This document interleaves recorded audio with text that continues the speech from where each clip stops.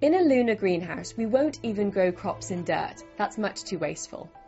We'll use a new concept called cable culture.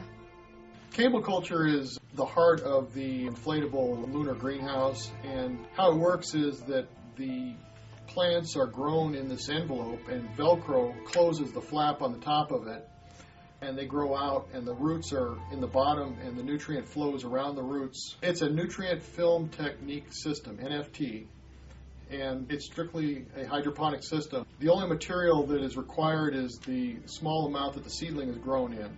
And that can be many things like coconut husk or rock wool or something like that. But it's very small, and most of the plant just grows in the nutrient. Much of this work has been done already with the Mars greenhouse that we fabricated. We fabricated a single unit to demonstrate the cable culture growing system, which is the heart of this greenhouse application. It's a membrane system that is able to be folded up and deployed with seeds in it, so that once the habitat is deployed and the greenhouses are deployed, then this cable culture will unfold and nutrient can be started and the plants will start growing autonomously without having a crew there to do it.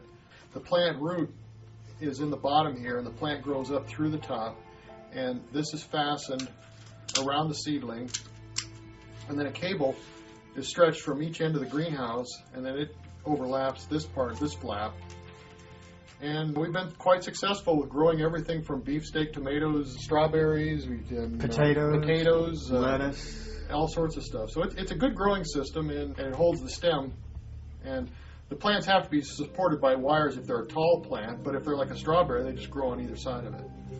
What makes cable culture such an ideal technology is that, as you can see, that envelope can be folded up and made to be very, very small for transport.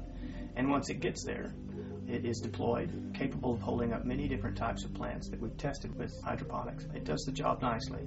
By not having your plants growing in any sort of soil or any sort of material that doesn't compost, by having just roots in there, you can take everything and throw it into the composter that's not eaten. Now, if you grow in regolith or soil or any sort of inorganic material, then it plugs up your composter. So by sticking strictly with biological material in the whole loop, it's a huge advantage. NASA believes that if we can supply 50% of the total calories from the greenhouse, then we can recycle 100% of the total oxygen demand and recycle 100% of the water.